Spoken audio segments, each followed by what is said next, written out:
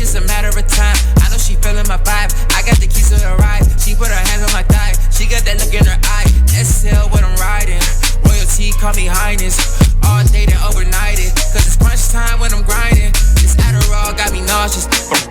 Proceed with caution. Tired of lane, I'm exhausted. Poppin' Zanny Zan, sipping out the faucet. I'm confused, don't know what I'm doing. Wait, what I'm doing? Got me going where the I'm going. Out of space where I'm going.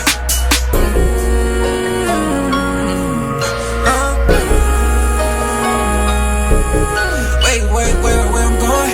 Wait, where I'm going? Out of space where I'm going. Out of space where I'm going. I'll be up in the way. I'll be up in the way. I'll be up in the way.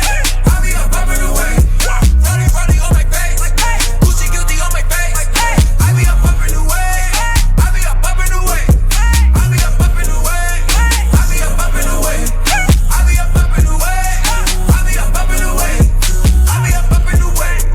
I'll be up in the way. I'll be up in the way. You are listening to BeExposedRadio.com. Artist Exchange. The Artist Exchange. The Artist Exchange. The Artist Exchange. The Artist Exchange. The Artist Exchange Live. The Artist Exchange. The Artist Exchange. The Artist Exchange. Starts now.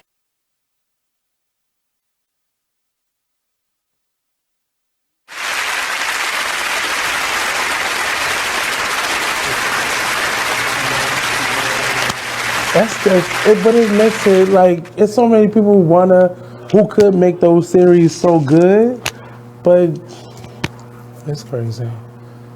Meanwhile, like the really good movies are allocated to like Netflix and. And you know, that's how bad shit. Netflix got 2 Oscars last year. Corona.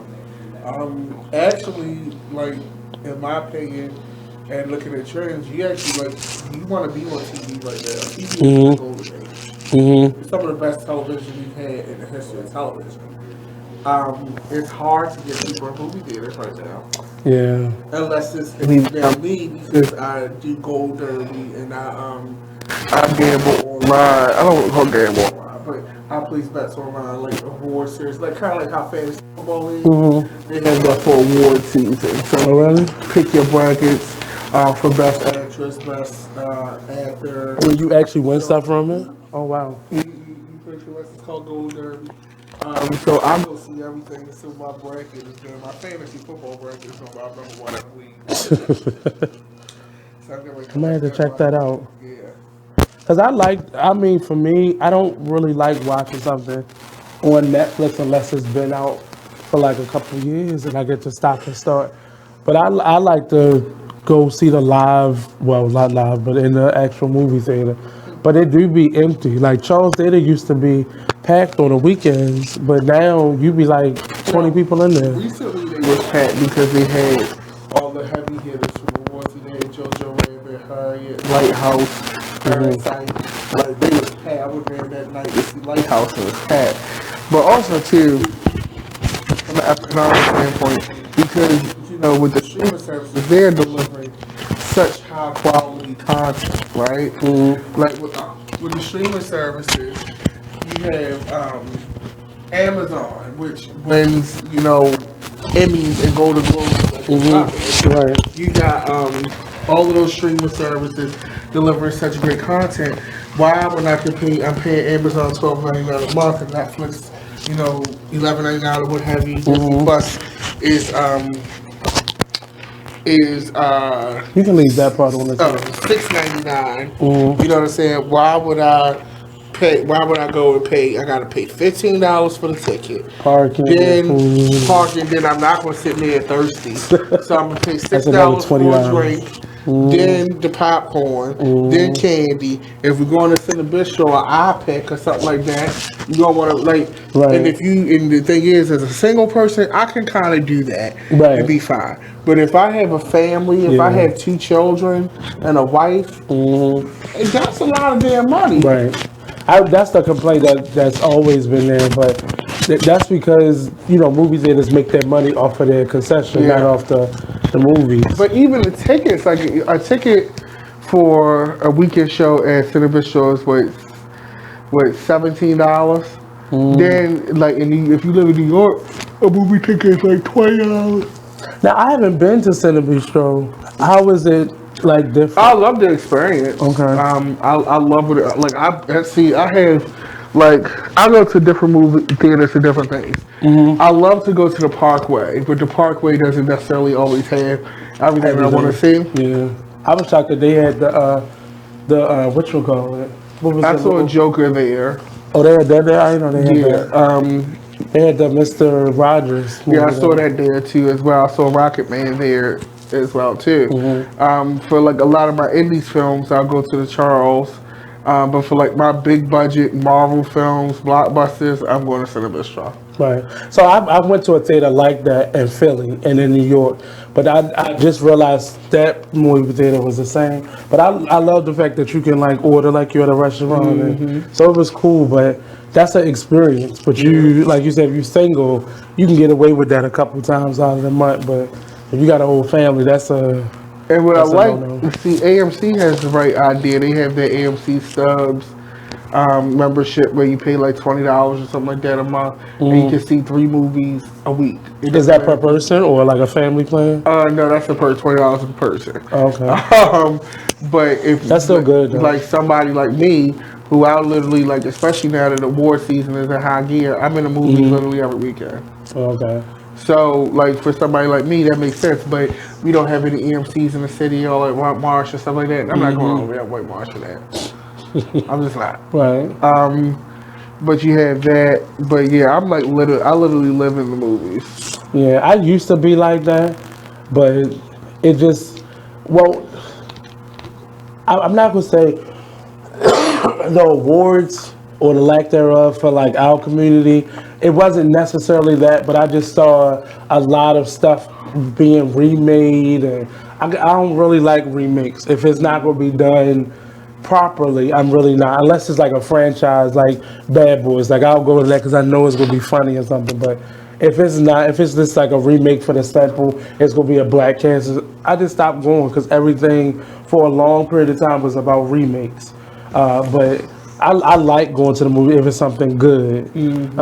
I want to go see Harriet, but I just want all the conversation to stop, and then People got mad at me for saying that I didn't go see that, and I didn't go see it. I didn't go see it because it was a slave film. I didn't go see it because it didn't really look like it was that great. Yeah. And that was that. And people, especially like Chris Rock, I was reading this in an interview with Chris Rock. He said, "Black people in art have such a responsibility to be the face of all black people." Like he said, Al Bundy. When people look at Al Bundy, they don't say that's all white people. Right. But for some reason, you know, with any type of black film, especially when it's something serious like that, you gotta represent everybody, and it's exhausting. And I can see that. I started feeling that way when the Nat Turner movie came out. Yeah. And it was his point of view and his depiction. It's not going to be completely accurate because we don't know everything there is to know about Nat Turner because his life was burned up. So we don't really know. But I hate when all of our movies got to be so epic and so just compelling and just engulf everything black culture. But everybody else gets to just make something that's funny or make something that's, you know, just not just a movie. It just is, but we gotta make stuff that's. How much more time? 5 minutes. Okay. That's why I liked Black Panther a lot because it was a different. Like people were like, oh, you didn't go see Harriet? Like I went to see Queen of Slim. I really like that film. But I like the concept of it. It was weird that we have a space for movies like that. I like the fact that because now all the memes are saying like he really just stepped up his dating game because he was in Get Out. So I like the fact that even using the same people, but it's just something that we wouldn't have thought about doing. Like our films are really coming from real life, no matter if they serious or comedy or whatever. Like they really come in from real life, and it's not anything that's off. But it's just it's a great concept. I can't wait to see it. Yeah, And I'm really waiting until. She's beautiful. Oh, Yeah. I loved her. Was it what we would expect from a movie like that? Yeah, I think they delivered. Personally, I think it's very culturally relevant. I also think that it's very some of the jokes and some of the things they discuss is stuff that I think it's a movie that represents young black people now. Okay. And that's probably why I didn't rush to see Harriet, because I want to start seeing how I live now. But see, those movies are still important because being somebody that's in the school system, it's not infused in education at all. And I'm a teacher that always teaches against a curriculum because everybody already learning that. But I want to teach you something that's about who you are. But a lot of these children, there is a purpose for those movies. But I don't have to necessarily run out and see it because we've heard that story. How many times can you see a different face of Harriet Tubman? Like, we've seen documentaries, movies. I can't tell her story any differently now.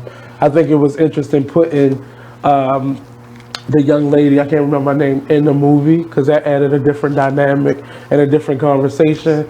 But I think they just did that for the controversy because they know Black American actors don't really like African actors that much. British. Well, we consider her African.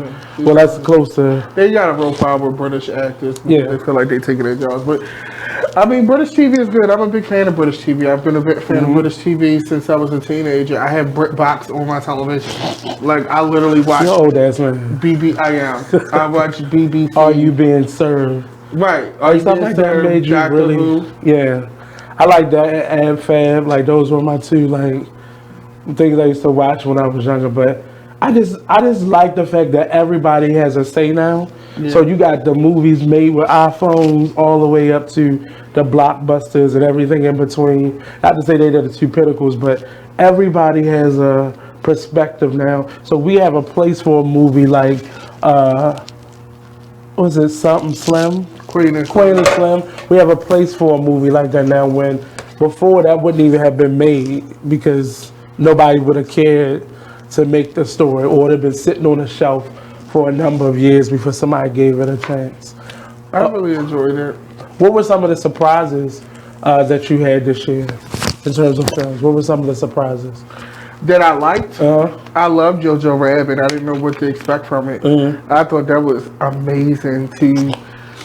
The thing is, when you see the preview for Jojo Rabbit, you think it's going to be this comedy. Like, is this are they doing a satire, not taking the Holocaust seriously? Like, what's going on here? And then you see the film, and the film is actually, while it does have a lot of comedic elements, and when it gets serious, it gets serious.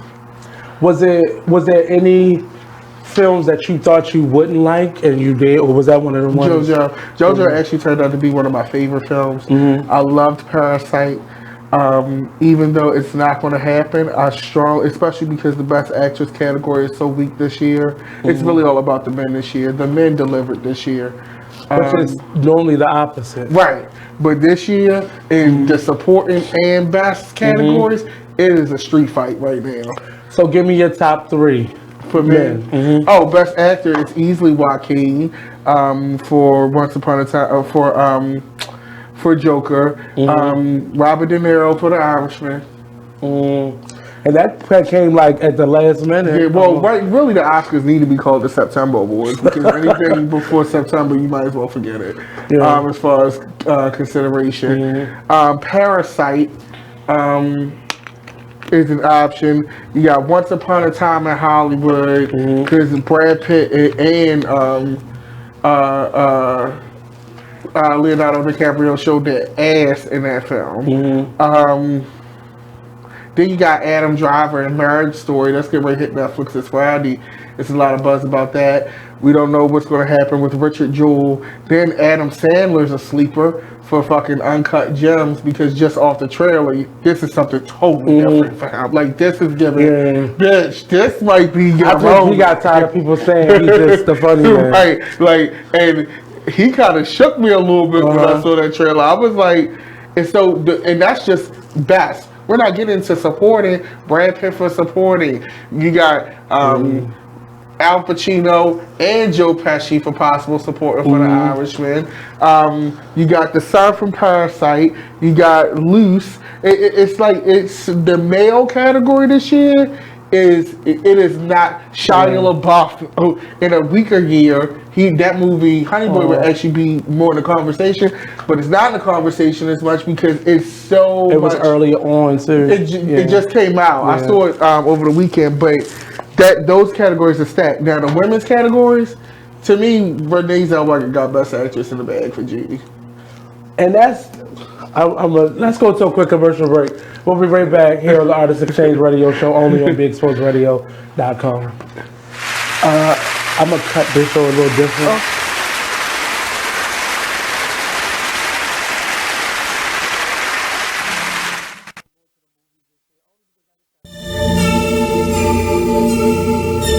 Like the one thing you always gotta remember is people gonna try to project their insecurities onto you. But you can't listen to what them niggas saying. You gotta get out here and do your shit regardless. You gonna do what you love for the rest of your life anyway. So why not turn that shit into something? Be the man of everything you say. This shit bigger than me, man. Like yeah, I'm good and all that, but you know what I mean? I ain't shit without y'all.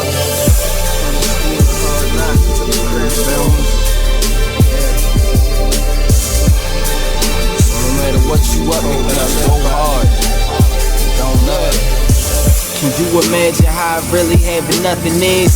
Stomach growling, you ain't got no food in the fridge. Surviving on a jail diet of water and bread. No father figure, that's cause my father dead. Mom bringing different niggas in and out the crib.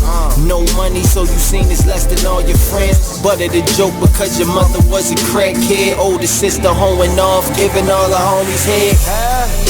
I could wait for your response, but they let her hear me talk, so I just wait for the applause. I always knew that I was great, I got them haters so appalled. I'ma make it out the darkness, and my word is my bond. Delivering these bars while I'm gripping on my balls. Jealous niggas hate to see you succeed, so fuck them all. I'm the master of my destiny, nigga, you not in charge.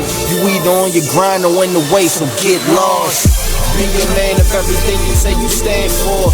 Lead your people by example, being hands-on. If you're back against the wall, to get your mash on.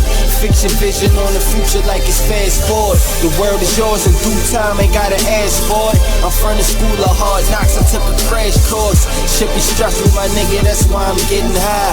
But that's life, and it's the code that I live by. And you know how it is, where we at, nigga. They say money can't buy happiness, but I be happy as a bitch when I can have dinner. Learn from your losses or you end up like the last nigga. I fall off, I bounce back, I really come from the dirt. But if you wanna make it happen, gotta put in the work. The world will kick you when you down, and I know this shit hurt. And it's crazy cause your family, your shit on you first. My sister stabbed me in my chest, I had a hole in my shirt. I never said a prayer for her on my way to the hearse. I died twice that night, man, I'm just happy to be here. And shit like that is the reason I never be scared. Was drifting through the smoke in the field, I couldn't see clear. It's deeper than the rap, I'm where the bottom of the sea is. Just trying to make Exposed Radio. Well, if you made them, take care of them. Yeah, that's period. Real. You right. That's the real deal. It's period. Right. And all that old money shouldn't go toward this, money should go to. If the child is with one of the parents 24/7, 7 days a week, you don't even come get your child every day. You come get your child once a month maybe, or once every 3 months. Right. You cannot dictate where that money goes, especially if the child ain't calling you about nothing. Now, if the child calling you every week, then you can question about where the child support is going. But if every time you pick up the child, they look nice, they ain't complaining about nothing, why are you worrying about where the money go at? It is what it is. Radio show. Like keys only have this bitch jumping. Okay. If I sit around, hold up. Look. If I sit around, hold up. Yeah. Rebel Rock. Let's do it. If I sit around, I'ma smoke some more. Wasn't even thinking about smoke before, but I'm in my head and I'm in the bed. Don't know who I am, like I'm wearing a mask. Work them old time with the cash. If you wear the cash, tell them where the cash. If you playing for you, gon' run it back. Don't make promises, but I... You are listening to BeExposedRadio.com.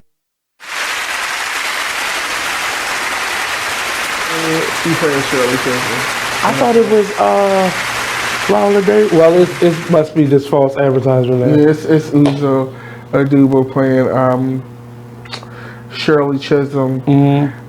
We'll see. I think the reason why the men's roles this year were so striking and so strong was because there were a lot of different types of men roles. Yeah. And we'll see that. Yeah, it was like the Joker's role was a different type of Joker. Taika Waititi in Jojo Rabbit, it was different. Willem Dafoe and Robert Pattinson in The Lighthouse. That was one of the strangest films ever that I've seen in a long time. But Willem Dafoe and Robert Pattinson did an excellent job acting wise. But the film itself is all black and white. It was strange. But I'm noticing now they're giving men more range, where it's not just about them being leading men and the tall, sexy guy, but they are able to show like layers of vulnerability and more depth in their character, more well-rounded storylines for men or including men, which is not something that for men of color has always been a thing. Oh, absolutely. It's very interesting to watch that. Like, it's funny you brought that up because Watchmen. So it's Watchmen on HBO, which I am obsessed with. Like, I watch it with friends. So does TV outweigh film for you? Oh, absolutely. Right now. Okay. You don't want to be a movie star. You want to be a TV star.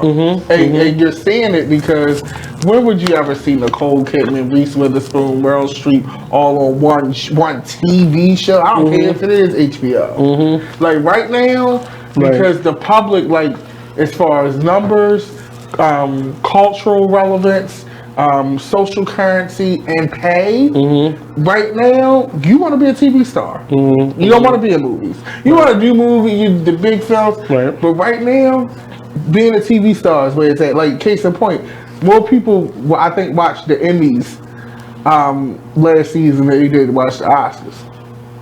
Yeah, I can agree with that. Because I watched it through last year. Right. People know the shows, they know the material. The public has a vested interest, whereas with Oscar season, half the films people don't even see. So they like. But I like now, and I think the streaming networks have really messed the game up. Oh yeah. Because they've allowed more people to be seen than those network and those limited cable stations now. And now that's why now you see all the cable stations having a plus channel. Yeah. And it's like, come on now, when would you... Everybody's not getting my $9.99. That's just the real... It's only been so many $9.99. Now that's the part that I don't like. Because at some point, we might just pay for cable. Right. But there's nothing on cable. So why can't you put this content on cable and more people will pay for their cable?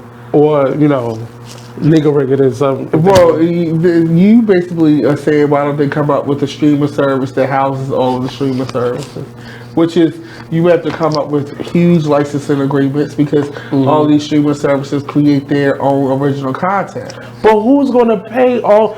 So I got Amazon, I got Hulu, I got Netflix, I got Disney Plus and HBO Plus and BT Plus. You can get the bundle for $12.99 because Disney owns Hulu and ESPN, so you can get the bundle. So that cancels that out.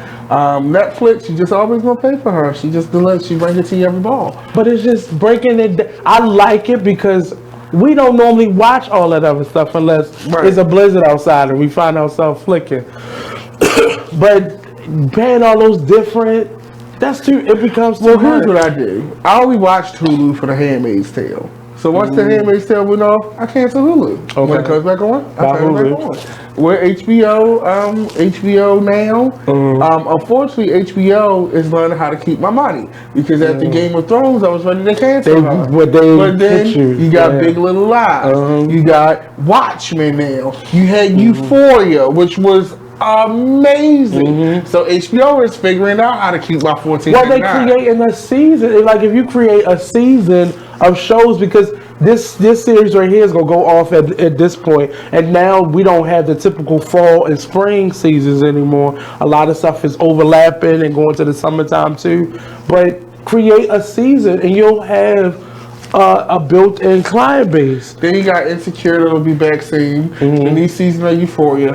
And see, the thing is with HBO, they don't make that stuff bingeable. So you have to watch week after week after week after week. But you know, that's 2 months of subscription. So how do you map out what you're gonna watch? What's your map? It's certain things just have priority for me. Okay. So like, it's certain shows that just like Sabrina. Whenever Sabrina drops on Netflix, I'm going to binge through Sabrina. I'll get through it in a day. With The Irishman, I knew I wanted to watch that. Thanksgiving, we're watching it. With certain shows, it just depends on what is a priority. Like, I have feelings about TV. So I'd be like, I don't know about this one. And then some is like, this is required viewing. Like, I love Atypical. I love On My Block, but those shows are only 30 minutes a piece, so it's easy. I only have to invest 4 or 5 hours into them. Right. You know. So would you prefer to binge watch? Because I can't do that whole and wait till next Sunday or wait till next Thursday. HBO makes me do that. Okay. And the only reason they get away with it is because it's great. Like Watchmen is great. Euphoria, great. And what I like about what HBO is doing with their television is that with Euphoria, that is a fresh, truly new show. Because it shows how teenagers live now. It's not based on an archetype. Like, I had never seen how teenagers, like, I always wondered, like, you know, to see teenagers, but to really go inside that world, because they're dealing with social media now. They're dealing with a different type of technology. They're playing in a whole new field. Okay. And to see, they even with LGBTQ representation, you know, when I was in high school, we only had one openly gay person, and, you know, that was it. I'm trying to remember who it was. Right. Because now a lot of people that went to school. RuPaul? Yeah. Well, no, I'm talking about as far as actually in school. Now kids are going to school with representation. You know what I'm saying? So it's different. But like, hold on, we're going to go to a quick commercial break. So we picked his brain on TV and film, but now we're going to get down to some juicier things. So we'll be right back. Don't go anywhere on the Artist Exchange Radio Show, only on BigExposedRadio.com. So...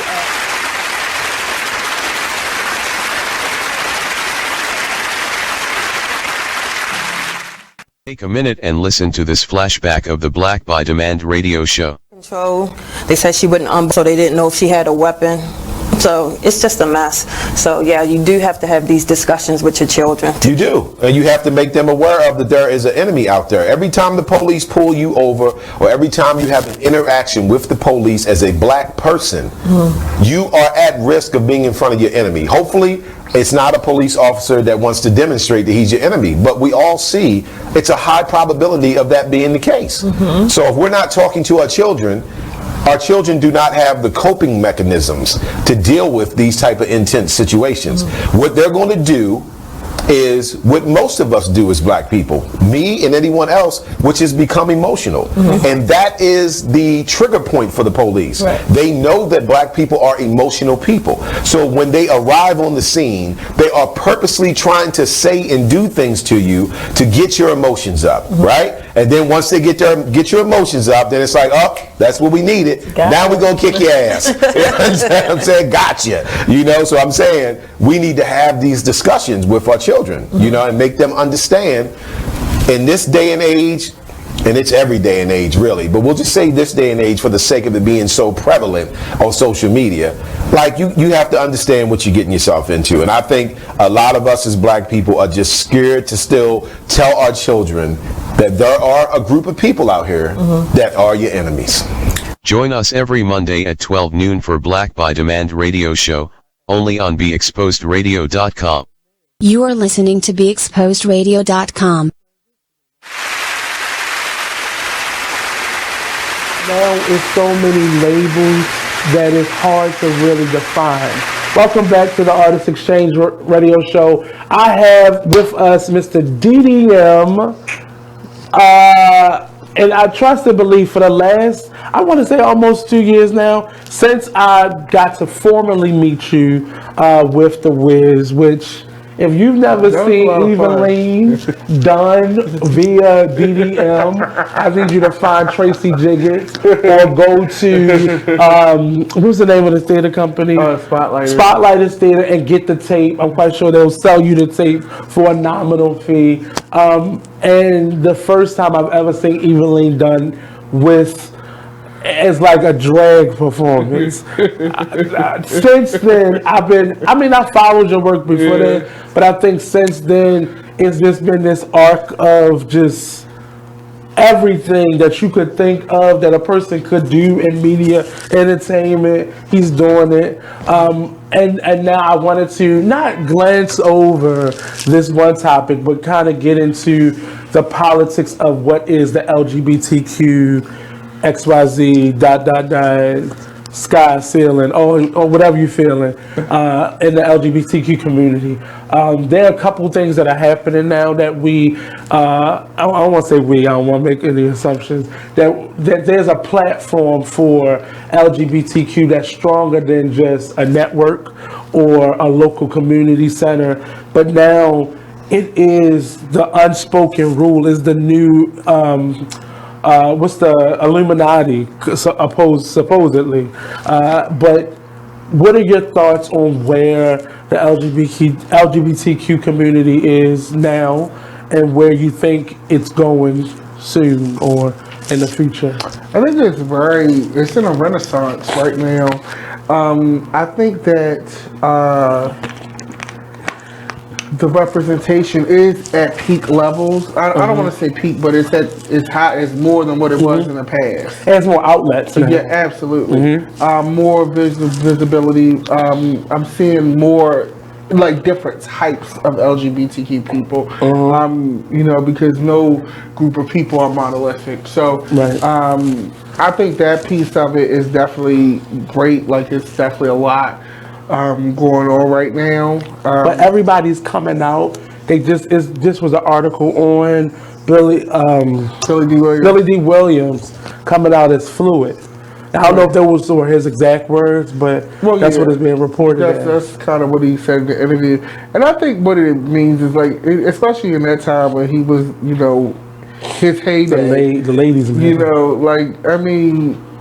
I think in the 90s, and also post the AIDS epidemic, like when the AIDS crisis hit, it kind of vilified gay folks. So it's how people express their sexuality became demonized as well. So if you were a man who, were attracted to both male and females, or, you liked guys more, you were it just made that seem like such a bad thing. The stigma. Right. So I think that changed a lot of things. And now I think even with Clive Davis coming out and, saying he's bisexual, and he has a boyfriend now, and this is the man who discovered Whitney. Then you have Robin Crawford, and she's finally telling her side of the story, which we all knew. But I think here's the thing, if people are like, well, Robin, you betrayed her, why are you saying something now? I think it's amazing that one of the greatest voices in the world, I think, imagine if at that time it would have never happened, but for girls to say, wow, she did that, Whitney would she have been the one to break that wall? That fourth wall in terms at the time she was in when Whitney Houston arrived, it was post 70s disco where everything was free. It was all about America the Great, the Reagan era, access capitalism. I think the right choice was made for the sake of her career. I look at, I think she made the right choice. Even with Robin now coming out and in her words trying to show the more 3D version of who Whitney was and what their relationship was, I just look at some of the friendships that Whitney had around her, and it almost makes me cringe, because I just saw a sermon from CeCe Winans that was very anti-gay, and it didn't shock me, but it was like, wow, how could you have been yourself if you were surrounded by these people who were your friends and your loved ones, like her and what's the other gospel singer? Those individuals, her mom, and that era of people who were so against it, but on the flip side, they were so supportive of, say, like a Luther, but they wouldn't have understood Whitney, and they probably knew. I don't think they might have been. That's why Luther stayed in the closet too. So I don't think he got a pass. If anything, he probably would have got it worse. But because he a black man, but we knew. But with Whitney, it was like it was very jarring. Yeah. Because of how her image was crafted.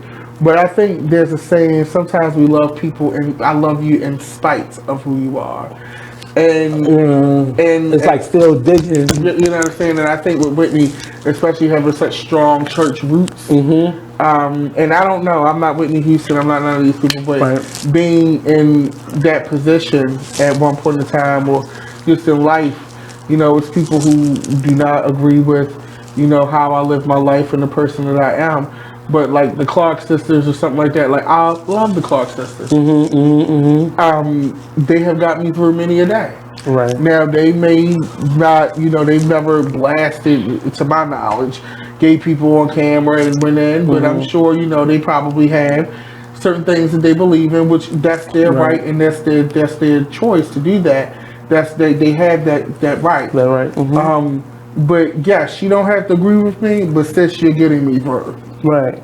Like, and I think I'm glad that we live in a space right now where I can absolutely separate your ideals from what your talent or your gift is. Right.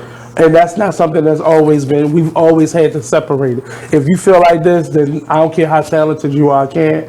And that's what makes me feel like all of these older celebrities are now coming out, and even people just in general. I see just the nature of black men, and that's going to be a big battle. And I'm not saying all black men are gay, but we have levels to ourselves that are not just this stereotype, an archetype of the almond-shaped legs and the muscular and testosterone going to our veins. But I just like how everybody is now. It's like people were able to take a breath a little bit when certain people start coming out. And I almost fell out my chair when they said Billie Holiday. I'm not saying Billie Holiday, but Billie D. Williams. Not that it would be shocking, but the fact that people are now saying, you know what, I gotta be me regardless. Because I'd rather be me than keep living this lie or this facade of who I am. In terms of, now I specifically got on this topic, one, to ask about a Flame Monroe. And it was a couple different interviews that were coming out, and he, in terms of what he is willing to be called, had some viewpoints on not just the idea of homosexuality, but just the idea of the trans community, and saying things that are looked at as pushing the vehicle backwards. Where are you? Have you been following Flame Monroe? I seen the Breakfast Club interview. That was it. Flame reminds me of the queens that I would see in like the Drinkery, or like in Vines, like what was the one on or Sportsman? Sportsman.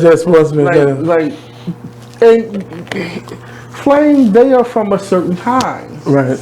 And I think, like, from a trans perspective, I'm not a trans person, so I can't speak to what he said, how they should respond, or how far set trans people back because I'm not trans. Right. So I'm not going to pretend to know that struggle or to speak for trans people and say what Flame should not or should have said. I know a lot of trans people on my timeline were not happy. That I can tell you. I can definitely confirm that piece of information. Some of the things that were said in that interview, I could relate to because I've been on where he was coming from. You know what I'm saying? On where he was coming from. Like when he's like, well, you know, I don't have to, just because you don't agree with my lifestyle or who I am, because I hate saying lifestyle because this is really who I am. Like, trust me, this is who I am. You know, just because you don't agree with it doesn't mean that we can't be neighbors or we can't, you know, because really it's none of your business and what you do behind closed doors is none of my business. And that segment, that piece, I love that piece because I think sometimes it's like, and sometimes the wording can jam people up because the same person can say the same thing that Flame's saying and it will go over totally different. I mean, I think the image of what we saw saying those things was jarring, and it was more. And again, I really don't understand trans life either, but it was more so the lifestyle word and the.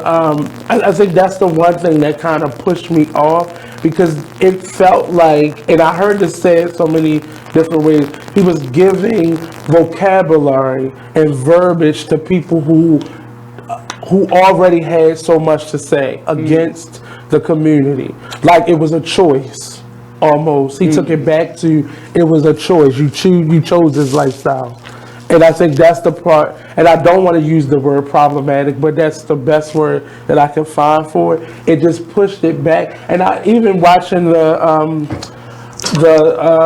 interview that he did on the you said you saw it on what platform? I saw it on the Breakfast. Yeah, the Breakfast Club. It just felt like even Charlamagne was sitting there like, yeah, this is what I've been saying the whole time. And I was like, I wonder if he understands that how he said it. And it wasn't what he was saying wasn't, I don't think as much as an issue, but how he was saying in a joking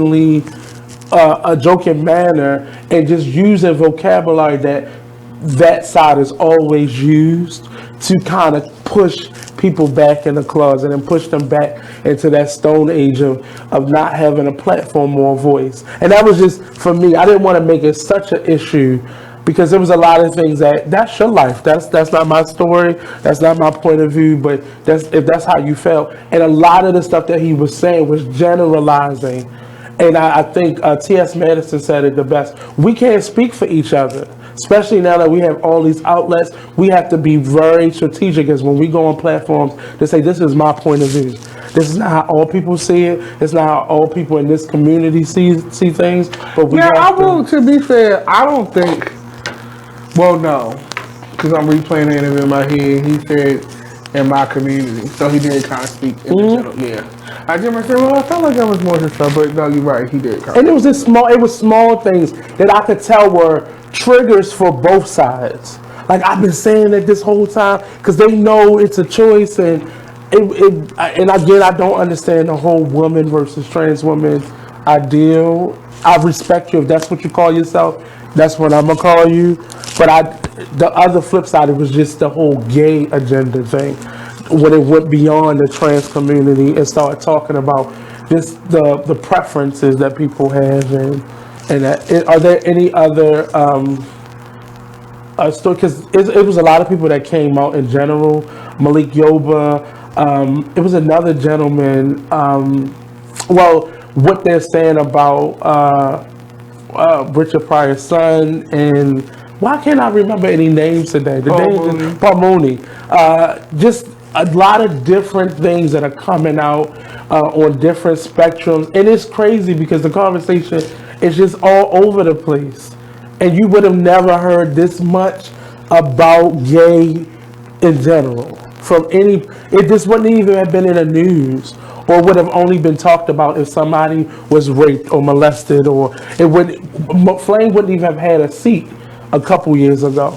Facts. It wouldn't even have been. They wouldn't have asked her up there if she wasn't on a comedy rise right now. It wouldn't even have been a place for her at the table. True. So what are some of the things right now that you are looking at in terms of just politics in general? It don't have to be LGBTQ. I know you've gotten really heavy into speaking about politics, and I think the window that we saw from you was kind of exposing Omarosa's book and your opinion, and then that just took you to just another level. But in hearing from people who know you personally, this has always been who you were. Why now? Why did you choose this platform?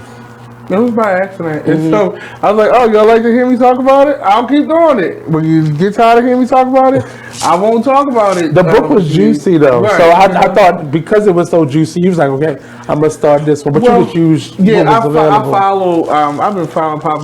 I come from a home where my mom watches Meet the Press every morning. She reads the paper. She's just that lady. So I always kept up with the political process and things like that. So that was never foreign to me. So you gonna be the next mayor? You about to be? I got too many skeletons in my closet to be running for offices. Well, obviously that's not a factor. Yeah, but what works for some may not work for all. You know, and I ain't got time. Because obviously they don't have time. Because I'll be done told you the real deal. Because see, if I run for mayor or any type of office and you try to pull skeletons, I'm not going to sit in. I know me. I'm not going to sit and give you this. I apologize answer because I don't. Right. So you gonna be real Trump-esque. And your point of view. And if that's what you want to call it, but I'm giving you the reality now. Right. Then if I was rude or not willing to move forward and change, and I wasn't governing for all people, so Trump doesn't govern for all people. No. If I'm governing for all people, and you want to ask me about what I did at the Hippo Water Speaker in 2006, and I tell you it's none of your damn business, and you get upset, and that becomes a front page article, then it's nothing I can do for you, my man. So we're going to come back with some details about 2006. We'll be right back. Don't go anywhere. It's just interesting that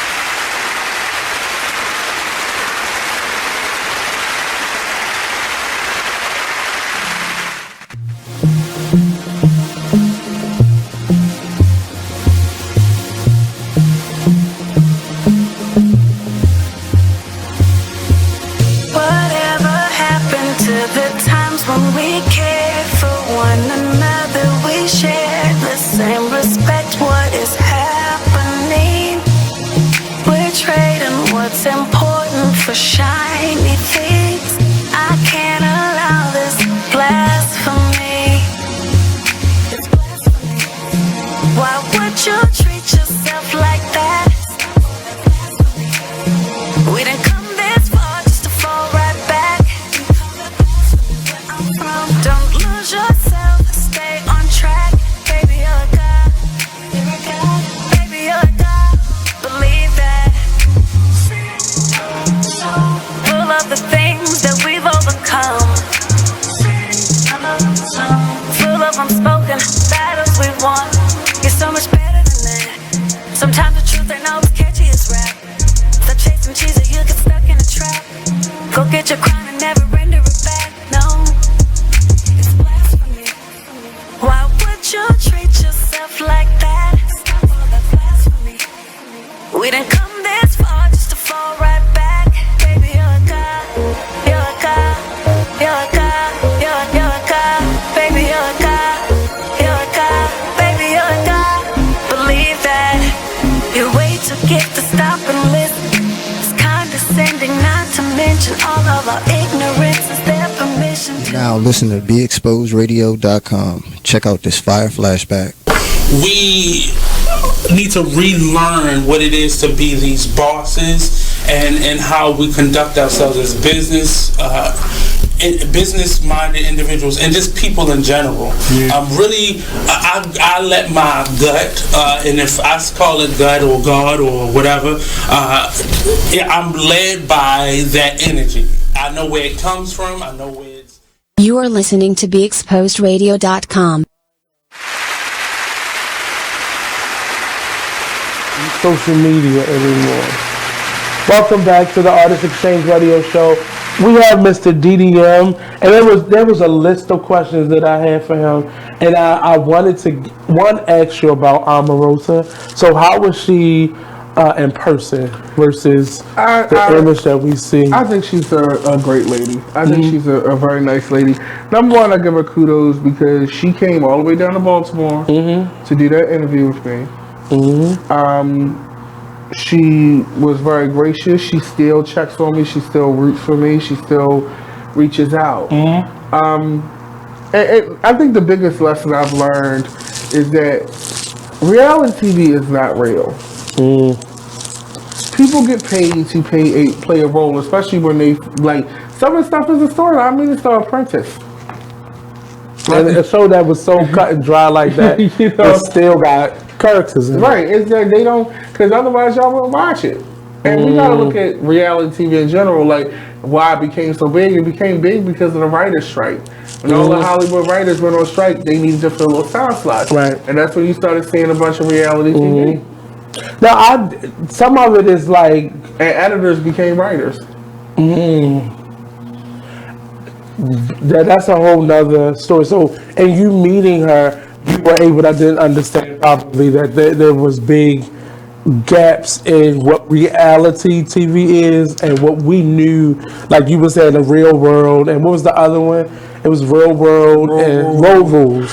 That was reality, but at some point, when that died off, it came back. And it came back with, now it's scripted reality TV. Yeah, scripted reality TV. Like, where they got producers and... Right. Like, for me, and I was, like, I thought about it, and I was like, well, if she was such a bad person, like, some of her friend network and the people that she socialized with are very highly regarded, dignified people. Like, I mean, not to say that this is, like, such a benchmark of who she is, but she was invited to Aretha Franklin's funeral. You know, well, she already had a name for herself. Right, she's an HU alumni. She just used it as a vehicle. Right, you know what I'm saying? Like, I mean, she's at the Congressional Black Caucus. Like, she's like, I mean, and the thing, she's a lawyer. It was funny because when I was reading the book and people started agreeing with me, like when the whole book thing happened, I was like, actually, if you're going to be honest, Omarosa is probably one of the most qualified people that actually got a job in this White House. And I think once people start hearing that made people read the book in a different way. Because I was reading the book and it was just about all of the things that were happening. But then when you start reading it as a person who was looking at her, you started looking at her, and we didn't see her as qualified at first because we didn't realize, one, she's a lawyer, she's a graduate of a very good school, and she has experience in this. It's just that she chose entertainment to be her networking process, right? And I don't think we understood that, and that's the flip side of reality TV now, and just TV, the entertainment business in general, that we don't really get to see the person for all of their antics. And you know, she played that character, and there are a couple different people who have that as their, you know, their character development thing on their name now. The Nenes, the Omarosas, so on and so forth. So it's like I can't even look at reality TV anymore the same way. I stopped watching it a while ago. Is it so? Getting back now over, so I want to jump back to just the entertainment side of who you are. Where does your voice come from? Like, I know it's really Baltimore, it's really authentic to who you are, but now being able to see you in a couple different platforms, where does your voice come from? Like, how do I arrive at the point of view that I have? Right. Because I know you're really family oriented, but you are definitely engulfed in the arts, but you have other avenues of interest that I think people don't really realize. Like, we didn't know how you were really, people who follow you didn't really know how into politics you were until we saw the live starting to come and you were doing the book reviews of the various politicians and such. But we didn't what makes up your voice? I'll ask you that way. What are the different things that make up your voice? Very much being an outsider. When you Is are that by choice? To a certain degree, I would say so. I think now, like, people look at me and they be like, "Oh my God, like DDM, of course you're popular. You're like this person," and like, you know. But I was not popular in high school. I was not popular post high school. What school did you go to? I went to Mercantile Vocational Technical Senior High School, Mervo. He had to give you the name. Right, because only alumni can say that at the drop of a hat. But no, my voice came from living life being an outlier, being able to make judgments on things without investment. Like a lot of these things, people always root for who they like. They always root for what they have an interest in, but when nobody cares about what you like or what you have an interest in, and you're like trying to be, you know, an artist and things like that, it allows you to be able to view things in an omniscient way. So I'm not looking at it like, oh, I think he's fine, so I'm going to say X, Y, Z. Well, I think she's like so great, I'm going to say it's like, no, you become very fair and even. It's been easy to be that. Well, it's easy to be that way than to actually be yourself, because we're looking for what is trending and what is trendy, and then once for some reason that dial comes back to where you were, and you're somewhere all the way over there because you're trying to keep up with what is trendy versus just being yourself, and things go in and out of trend easily. Today is from day to day, but just be who you are and just simply be yourself. So we'll get a little bit more into who DDM is when we return. Don't go anywhere. We'll be right back.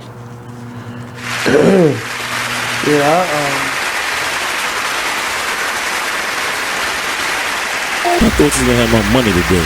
Man, it is what it is. Then last week you told me your wife was cooking. Man, it is what it is. Then again, I don't think I want your wife cooking because you don't like it. Well, it is what it is. This Fly T Miles, also known as Tyree Miles, and Mr. Miles the writer. Hip Hop K. Check us out every Friday on Be Exposed Radio. It is what it is, 9/11. Are they ready to? I know they're not ready to accept it, but yeah, exactly. That's my whole thing. Like, how many of them are really ready to think about it like that? None. You know, like I think the problem is like I don't even know how we got here, but it's inbred. You're not born to hate people. You're not born to distinguish between black and white and Asian and Hispanic. That's something that you're taught. You're taught. Point blank, period. There you go.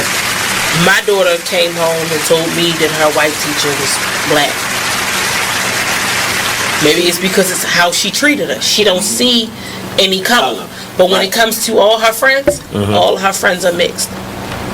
All of her friends have a white parent, black, African, Hispanic, other parent. So children don't see color.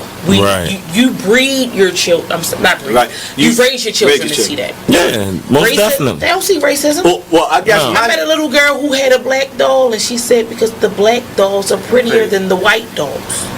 But then I've taken a black doll and a white doll and put it in front of two kids, and it's a study that they've done before. You put it in front of two kids, and you put it in front of a kid, and you ask them. You are listening to BeExposedRadio.com.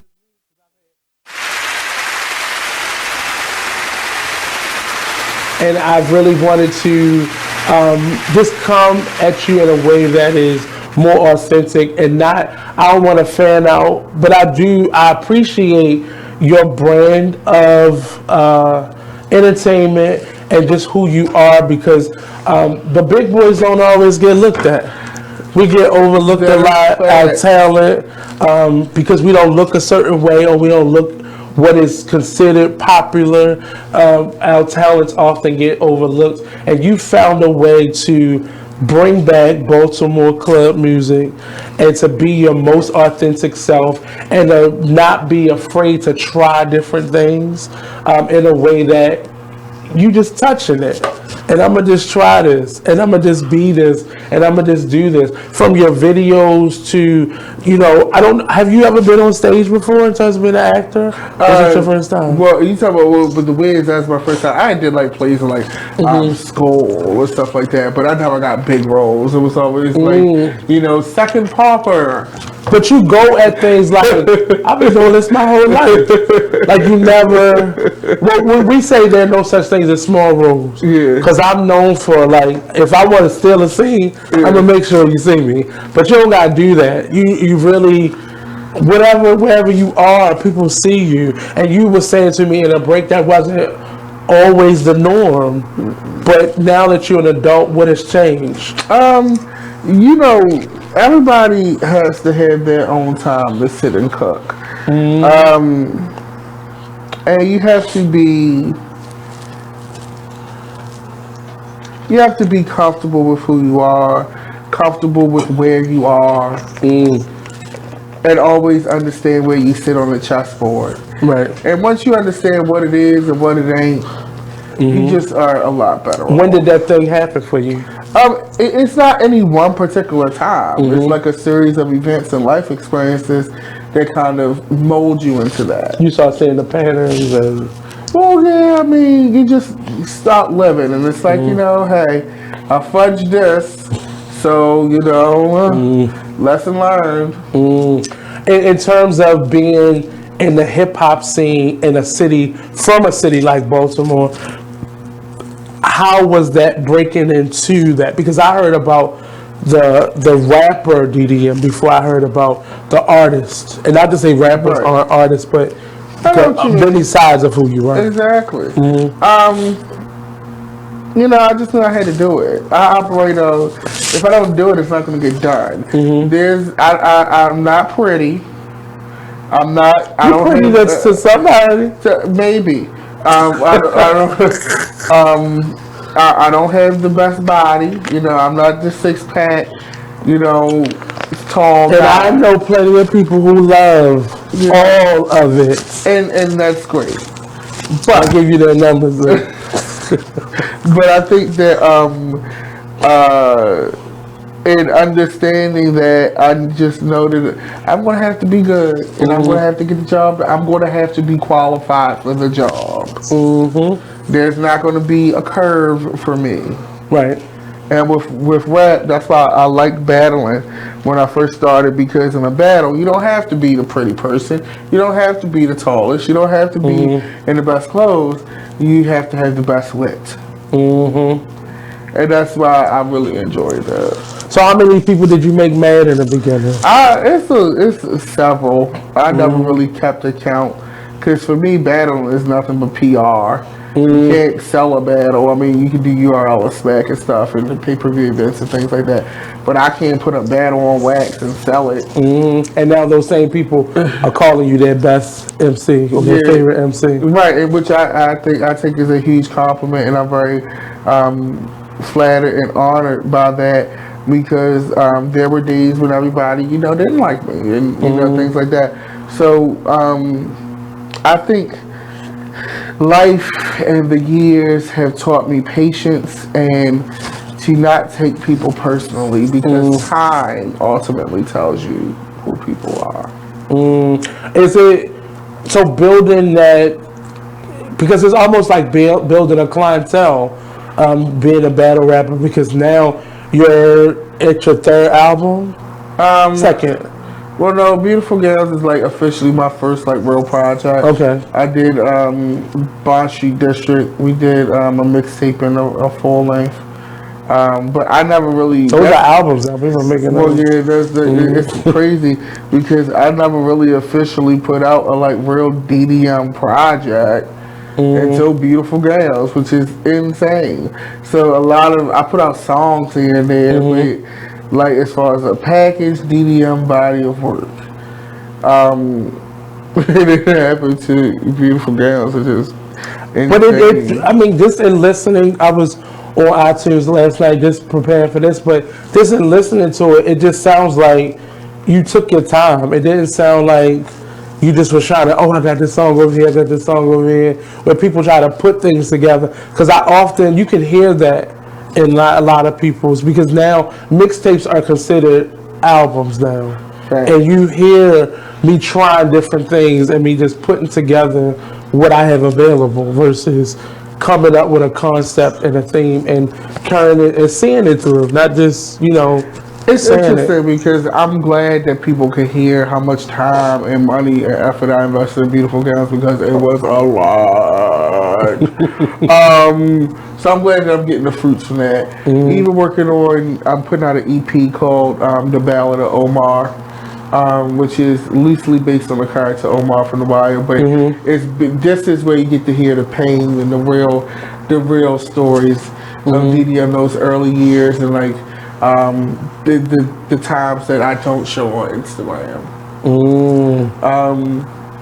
Because I have a very positive image, I think. Is that going to be a separate project? Yeah, Ballad of Omar, that'll be out probably in February, March at the latest, probably February. Because I'm like halfway through it now. But it is that for the hip hop, for the rap heads, the people who like DDM, the rapper and the cipherer, and Where's Your Pain and Struggle and all of that. This is really, I think, something that they will be able to relate to.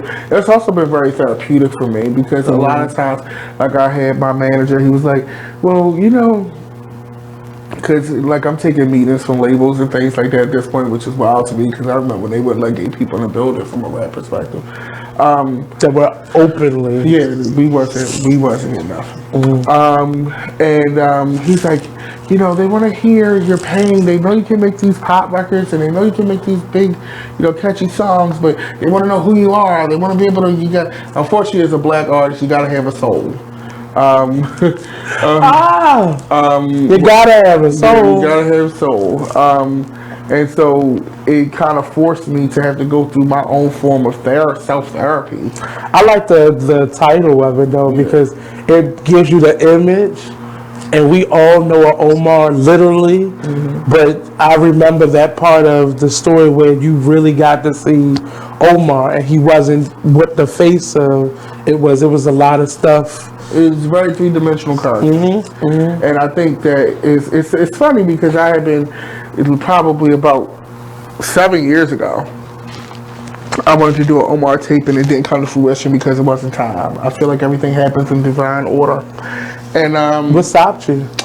It just didn't. I mean, I know what the time. The money wasn't there. The type of project that I was going to make artistically, I wasn't as. My palette wasn't as sophisticated and nuanced enough to really do service to my own story, and using a fictional character as a subject, as a point of interest. Now I have lived, my palette is different, I'm more nuanced, and I'm a more whole individual.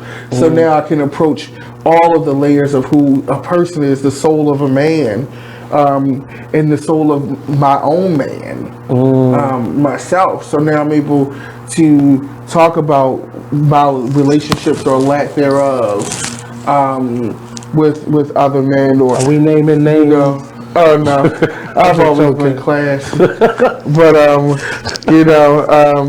in the dark times, the moments of wondering, the moments of anger, the moments of pain, the moments of survival, all of those things have to be treated with nuance. It can't be topical and surface. If you want it to really be something that's a body of work.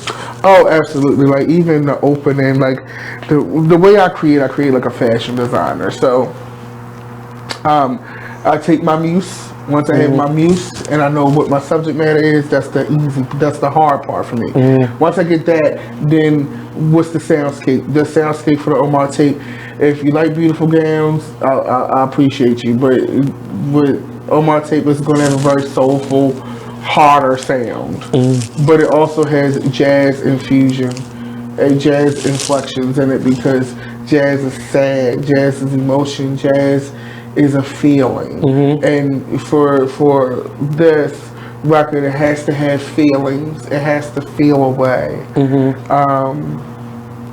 And, will it necessarily be slower or? Oh, it's definitely it's definitely everything I do is going to be it's going to have a move to it. There are moments where you sit in it, but it's not boring. You know what it feels like, because I got the opening record is done, the intro was done. I actually pulled I'm not going to give it all away, but we got the opening segment done. I didn't want to do anything stereotypical like, hey, who has the number to Snoop or Michael K. Williams, and can you call them and have them do a drop? I didn't want to do that.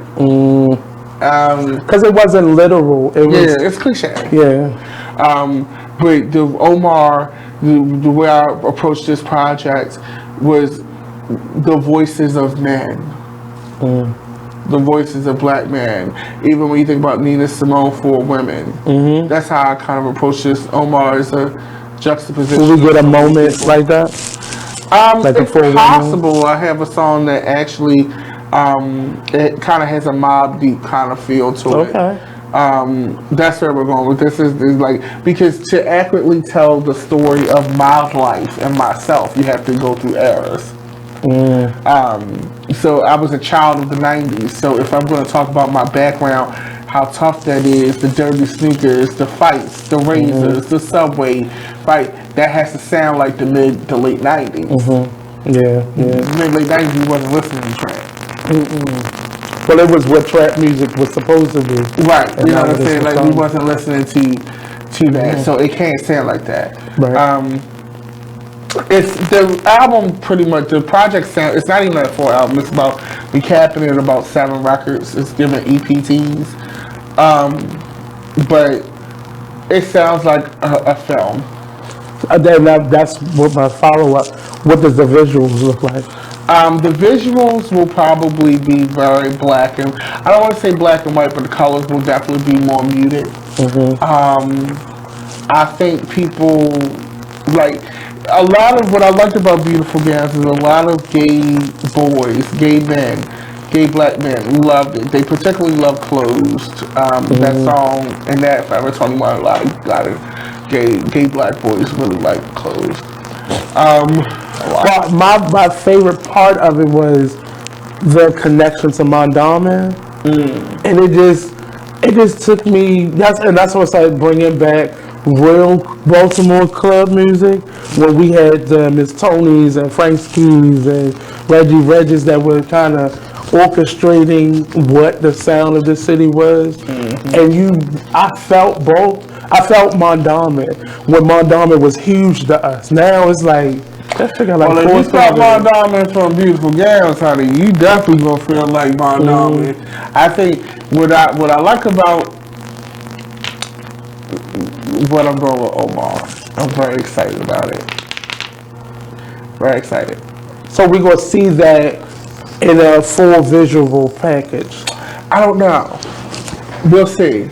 Weather permitting, financing permitting, because multiple videos cost a lot of money. And I'd rather do 2 great visuals than a whole visual album, and it's like, you know, quality over quantity, folks. I got you. But I will say this, when you do get the presentation of it, it's going to be something where you're gonna be so excited you won't be able to wait to listen to this record.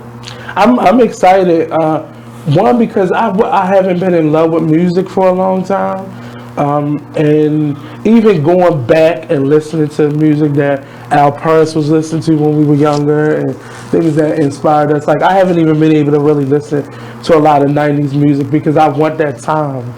You know, I music from there. I got to interview Adina Howard, and to listen to an Adina Howard track, you just want to be hot outside. You want to be like in a Range Rover or a Jeep somewhere, and like it took you back to a moment. Music now, it just make you want to nut and just get it over with. Like, it's not any climax to it. It's just that moment, and then it's gone. And I want to feel like we're feeling that with Lizzo now, and a little bit with Cardi. She making us like the music again. And I'm not saying they're the best, but they're making us like music once again. And going through the whole album last night of yours, it just put me in a moment of like my first time sneaking into the Paradox, or just listening to music I wasn't supposed to be listening to, and hearing them go off in the small room, in the chamber, right. So you understand where I'm going to, like sneaking and doing that, and then you just put yourself in that space. But it made me feel what I learned Baltimore club music was. Yeah, it was definitely inspired. He said the chamber. Yeah, that's what it's called, the chamber. But yeah, look, this Omar tape, I think I actually am probably going to end up liking Omar more than Beautiful Yams as an artistic piece. Is it more because this is more for you than Beautiful Yams? Here's the thing. Because I have this thing, like if you're going to make an album that's 100% indulgent for you, you can do it for yourself and not put it out. But I feel like artistically and like for rap heads, for hip hop, and for where things are going, I think people, for what the culture needs now, and what they say they are trying to push, especially coming from a black gay man from a city like this, this is going to be paramount. And we're about to go to commercial break, but more specifically, and you're not a local artist to me, but Baltimore needs like a sound. It needs a culture. It needs that's more cohesive. And even though a culture has many different neighborhoods, but we just need that glue that kind of sticks everything together. And I would love to hear where that is for you. We're gonna take a commercial break. We'll be right back here on the Artist Exchange Radio Show, only on BigSportsRadio.com. I don't have no phone, so this is raw. So come on back. We'll be right back here with BDM. What time?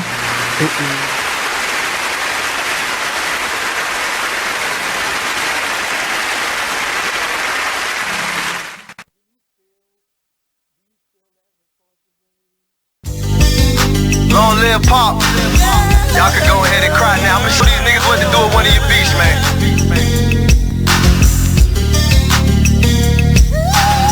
I am Gas, by the way.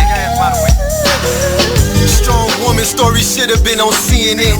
Nobody knows what it's like being Gwen. Windows closed in the house, it ain't no CNN. Can't gain weight for years, she been being thin. Single mother, no help from the system. When they was giving out food stamps, she missed them. Birth certificate, baby daddy, she couldn't list them. But her son was so beautiful when she kissed him. Blame it on love, but niggas she could've died with. Destroyed the whole world, I found out she was a side chick. The nigga loved his wife, and it got hard to hide it. So when Gwen confronted him, he ain't even denied it. Her fault, depends on who you asking. She tried to be a stripper, but the tip out was taxing.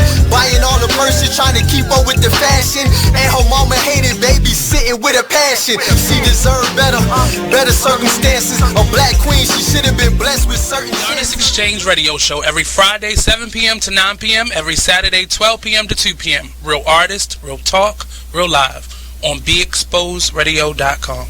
I was meeting with a friend yesterday, and I've gotten to the point where don't ask me a question because the truth is going to come out. Exactly. Just don't do it. If you ain't looking for the truth, don't come to me. Don't do it because I can't hold my tongue. And she wants to be this stylist, boutique, but you're not doing anything in that nature. And I can't take you seriously if you're not doing those things. And I understood why people didn't take me seriously. You are listening to BeExposedRadio.com. It's always been such a chore to get other rappers to commit to doing a song with me. Not because they don't think I'm good or anything like that, but because of everything else. I don't think politics of it. I write without even thinking about that. Right. And if it happens, it's like, oh, okay. Cute. What is it going to take to bring back like the remixes again? Well, the remixes from the 90s from a rap perspective were very dependent on the rapper.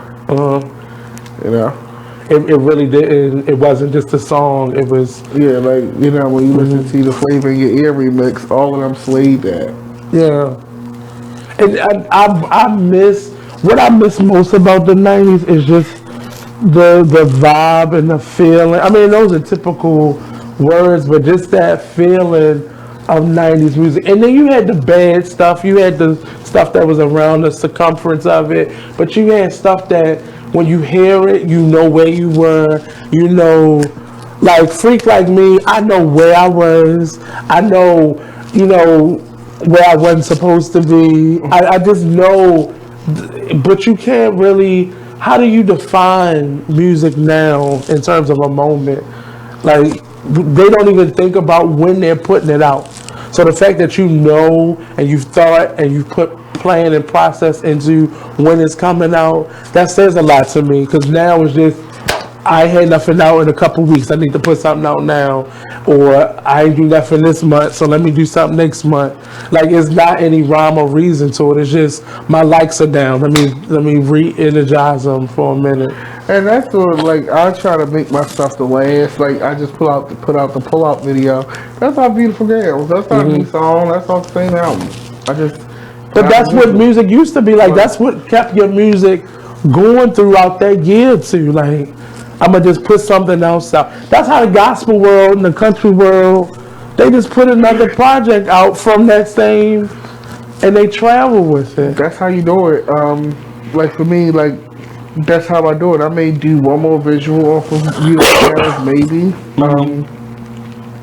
But with the Omar tape, I think there's some things in the works with this project. What you gonna say? What were you saying with Beautiful Girls? Beautiful Girls was my first flag in the ground. It was, this is who I am, we're here. You know what I'm saying? If I never get to make another record again, I'm happy with this. Was it meant to be just party?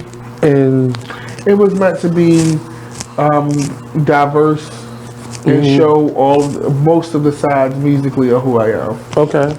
That's what it was designed for. To be honest, Beautiful Girls is really going to be my last project. Wow. Because music is very unforgiving.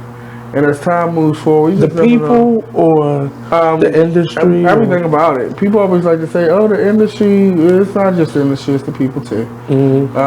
Lack of support or halfway support, And we were talking about that with film and movies. Yeah, things cost money and you're shelling out. I finance all my stuff myself. So all these videos and stuff you'll see, I'm paying for all that. And if you're not getting a return, after a while you're like, well, maybe this ain't that. And then I put out Beautiful Girls, and the reception has been so great. Getting these meetings and things like that. So it's changed things for me. But I'm quite sure the feedback don't put food on your table. But I'm quite sure just by this being a flagship project, just the response, because you've been doing this for so long, but officially you kind of benchmark that. And that's the sad part about the arts. A lot of people feel that way. Like, I don't want to do this anymore. And it's not that your intention has changed. It's just just the simple things, like the pouring of love is there, all that, but just the actual return on it isn't necessarily there. And it's not guaranteed. That's why I never complained about it. But this record came out. It's doing really well for me, and I kind of was like, okay, let's see where this goes. What would we need to give, or what would you need to see to make this a career? It's been a career for years. Playing shows for 5 people, and then you go, the next time it's 500, the next time it's 100, next time it's 50. I think I'm on pace now for it to be a career. Like I said, we've got some irons in the fire that weren't there when I was making Beautiful Girls. Okay, just over that course of time. Just in that short time. Things have changed. Just in that short time. And that's why I tell people, a lot of the young people, you just got to keep at it. Like if it's your passion, and it costs. Like I'm not saying go homeless trying to be the DDM, but sometimes when we push a little bit further, it's right on the other side. Everything we want is right on the other side. What's the best advice that you've gotten throughout these years in terms of somebody's been there and done that, or somebody that just want to keep you motivated? The best advice I've gotten is always to be a self-starter. Also, too, I'll never forget, I went to one of these music seminars, how to make it in the music industry, and Ice-T was a keynote speaker. So this was when I was very green, and he was like, I was like, people in the music business, they're not really nice people. He's like, they're not here to be nice as a business. Nobody cares if you're nice. They care if you make the money. Wow. And it was some of the best advice that he ever gave me. And I see that in how you carry yourself. Man. Yeah, nobody cares. Do you feel like that hardened you, or did it? Okay. Because I'm like, okay, and that's why I don't feel bad for a lot of these folks when they be like, oh, I'm going to retire. Oh, I'm quitting the music business, which I've even said it, but I never said that publicly. I was like, that was about to be my last one, and that's it. But I know the public doesn't give a shit about that. Yeah, because they all expect you. Right, you know what I'm saying? Like, keep going. And I think Ice-T telling me that he don't know who the fuck I am. He don't even remember that he told it to me. Because that was years ago. Right. He probably be like, oh, I did? But, it's Ice-T too, so he got that certain voice. He like, yeah, nobody cares. It's a business. They're here to make you money. You know how, how you talk. But it was the realest shit he ever told me in my life. And it's so true. Frank Johnson, another one. That would have just went over your head, but yeah, like Frank Johnson, another one. He was like, "This is the music business." If I came to the studio and my rhymes wasn't together, he would just stop the session. And if I was doing too bad, he would be like, "Okay, this is over, and you're going home." So we're gonna take a quick commercial break, and we got a little bit more time left. And I want to dig a little bit deeper into DDM and see if he'll give it to us. So we'll be right back. Don't go anywhere.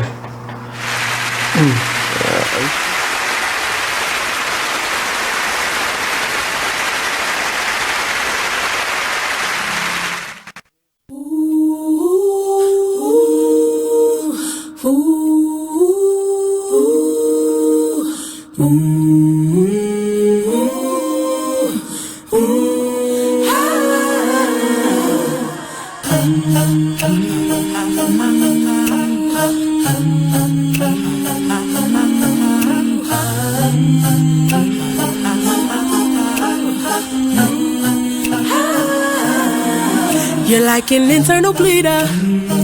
Can't see your pain, but it can silently kill ya. So deeply wounded, but don't say a thing. Too afraid of what the people may say or think. So you just sit there and you suffer in silence. Your pride won't let you just uncover your secret. Don't wanna look weak in your image, it ain't worth losing. So you just act as if it's nothing happening. God sees you, and God hears you. There's a rumor going around that Tyler Perry and Oprah are beefing. Well, let me tell you about this. Tyler, told Oprah, bitch, if you don't have my money, we're going to have a problem. Ooh. Oprah said, what is the problem? Ooh. You said if I don't have your money, there was going to be a problem. So Oprah is standing her ground like, bitch, I'm in charge. Yeah, you may have a $250 million studio over there that you film all your shows and movies and stuff on, but I have the empire. That's what Oprah said. Oh, these are her exact words. Allegedly. I made this up. But allegedly. I made it all up.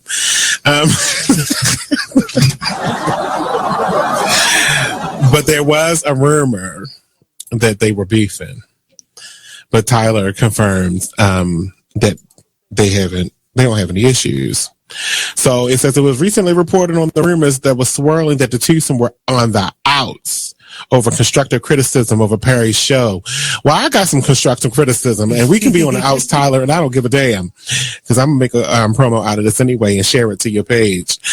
I need the scenes on Have and Have-Nots to be like 5% shorter, each one. I want you to watch an episode of The Young and the Restless, because this is supposed to be a soap opera.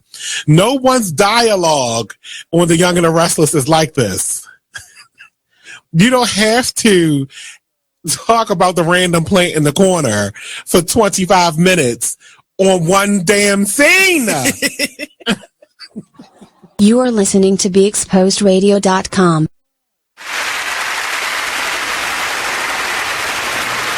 Welcome back to the Artist Exchange Radio Show. We're live only on BeExposedRadio.com. Excuse me, others there, all that, but just issues. So it says it was recently reported on the rumors that was swirling that the twosome were on the outs over constructive criticism of a Perry show. Well, I got some constructive criticism, and we can be on the outs, Tyler, and I don't give a damn, because I'm going to make a promo out of this anyway and share it to your page. I need the scenes on Have and Have-Nots to be like 5% shorter, each one. I want you to watch an episode of The Young and the Restless, because this is supposed to be a soap opera. No one's dialogue on The Young and the Restless is like this. You don't have to talk about the random plant in the corner for 25 minutes on one damn scene. You are listening to BeExposedRadio.com.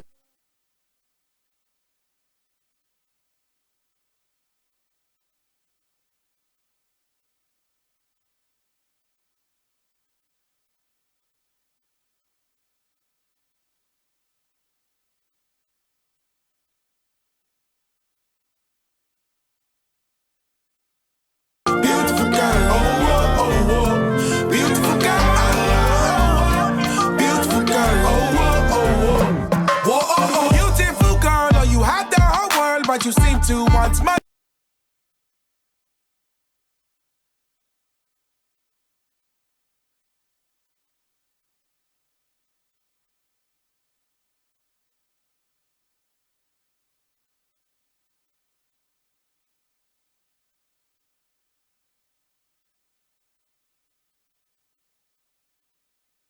it's just a matter of time. I know she feeling my vibe. I got the keys to the ride. She put her hands on my thigh. She got that look in her eye.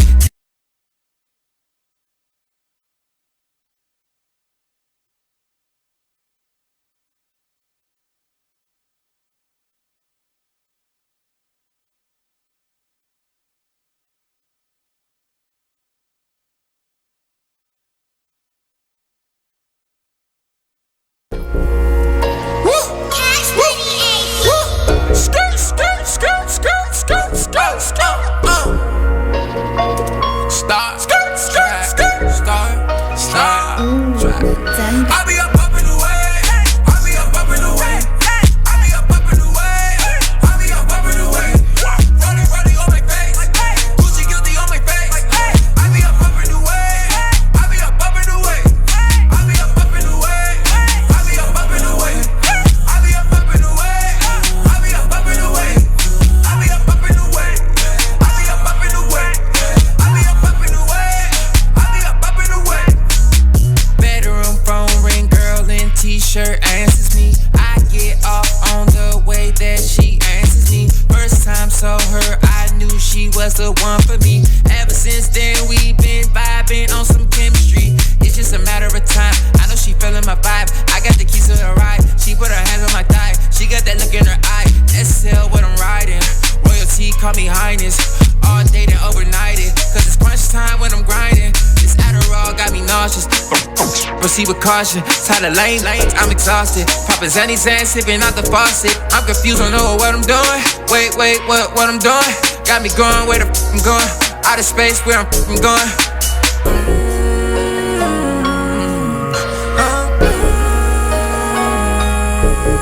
Wait, where I'm going? Wait, where I'm going? Out of space where I'm going. Out of space where I'm going. I be up in the way. I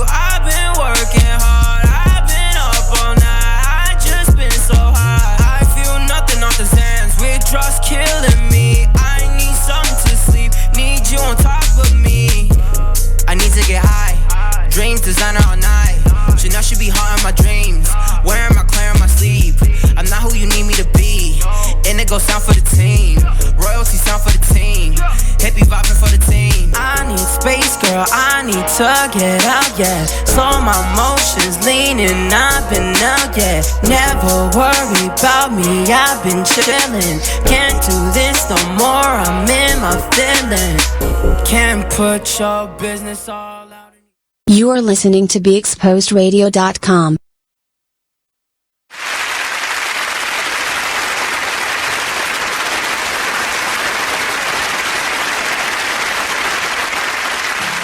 I'm speaking over myself. We can say that, and you can say that about your career, but isn't that what success is supposed to feel like? Us being our most authentic selves, doing what we love to do, what we would do for free. That's what we were shown when we were younger, and those teachers, artists would come to our school and they would say, do what you love. Well, here's the thing. I was made in the 80s, raised in the 90s. And I'm going to be very human right now and tell you that that's not my definition of success. I am a child of capitalism, MTV, big business, everything right and wrong about American pop culture. I am a child of the Michael Jackson generation. As far as entertainment is concerned, yes, the art part of it is never going to leave because I am truly an artist. That's something that I became and evolved into. When I first started, I was not an artist. Now I'm an artist, and it's never going to leave.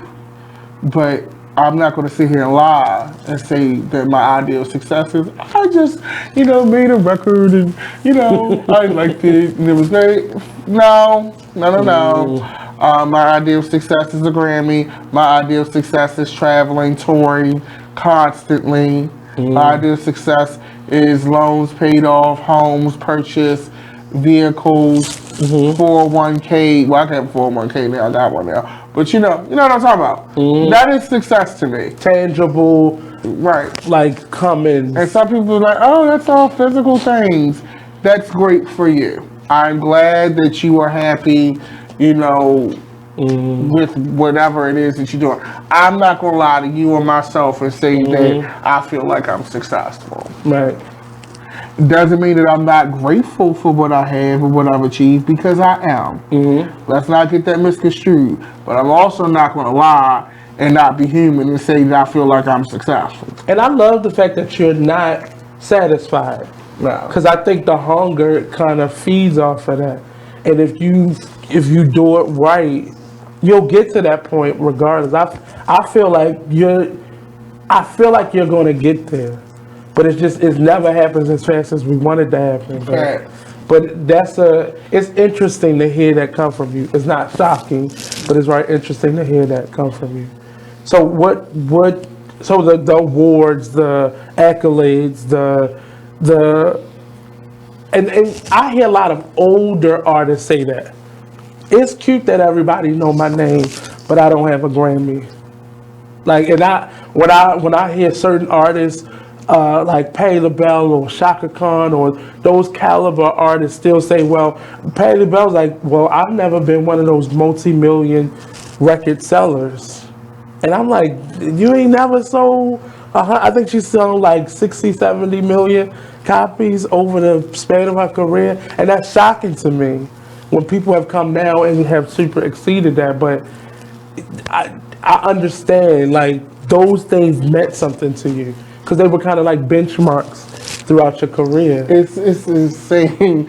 Phyllis Hyman was so offended when she got dropped from Arista because she felt like she was getting fired from her job. She felt like she wasn't doing a good job. And that's when that art versus commerce comes in, because people are like, oh, well, you just dropped it. No, for artists, especially for artists who, certain benchmarks that have been created to gauge your success. And it's like, yeah. Yeah. Do you feel, what can you contribute to that? Do you contribute your lack of those tangible rewards? Do you see, is it like something you did, or is it just part of it's my fault? I could always be working harder. Some of it is not my fault. It's the time. I had to wait. I had to wait for time. Yeah. I had to wait for the world to catch up. I had to wait for pop culture to catch up to where it is now. And it's nothing I can do about that. Do you feel like hip hop is ready for you now? Oh, absolutely. And say not at this point, I gotta make them ready. They are though, whether they know it or not, they are. With all the different aspects and given circumstances of who you are and what you represent, rather, is hip hop ready for that voice? Absolutely. That honest. I know they're ready for this voice because now they're starting to give us meetings. I never could get a meeting. Ever. They're courting right now. They trying to decide they're gonna put the ring on it. So would you continue to go independent, or do you want to have the big machine? Here's the thing, and I'm gonna be honest, because people are like, you can be independent and do X, Y, Z. Even with some of these independent people, objects and mirrors, the saying that goes on your rearview mirror, objects and mirror are closer than they appear. Says, don't believe all of them stories you hear. They are monkey wrenches and caveats that sometimes people leave out. Okay? The reality is, for the type of artist that I am and what I represent socially and culturally and politically, it is a statement piece if I'm on a major. And I come out and I do well on a major. Are you ready for that? Absolutely. What do you think you're going to do with your 15 minutes of fame? With my 15 minutes of fame, really I just want to make a great art piece. I hope to make a piece that is revered and that people can say, like, for me, you know, like for some girls, the Miseducation of Lauryn Hill is that piece for them. For me, it was always Biggie's Ready to Die. I want to hopefully make a piece that's impactful as that. As those bodies of work, which that's a tall order. But if I only get one thing out of that 15 minutes, hopefully it'll be that. And a nice house, 2 homes. I need one on both coasts, preferably not in a climate change hotbed. You know, and a couple bands, you know, so I can invest them. You know, this is gonna sound crazy. I hope to open a chain of Popeyes, get my own Popeyes franchise. Don't do that to me. You know, a Popeyes franchise. Because people always want to eat chicken. And not just black people, because there be Asian people, white people, everybody loves Popeyes. A Popeyes franchise that's guaranteed money, so even when the people get tired of me and they throw me away and they still call me all kinds of ugly names. But you still eat my chicken though. Right, you know what I'm saying? Like, you know, or invest in like a Dallas BBQs or something like that. I would love to bring one of those to Baltimore as a business. Do you cook? I do, but it's not nothing to be starting a restaurant with. But a Dallas BBQs, I think would do well here. And I would definitely love to invest in some community programs and things like that, but it would have to make sense for me. Like, not no bullshit, not no, put my name on the building, I'm gonna give you a couple dollars. It's gotta really make sense. So you are more, do you feel like you're more on your business side? I'm you on the artist side? Because I had to be. Okay. I'm gonna be honest with you. In the beginning, I didn't give a fuck about, you know, all of that. I would have been happy being a dumb artist signed to a terrible deal as long as my ass was on TV and I was, you know, traveling, I'm meeting the celebrities, I'm on no boards and shit like that. You could have screwed me the fuck over and I wouldn't have gave a shit.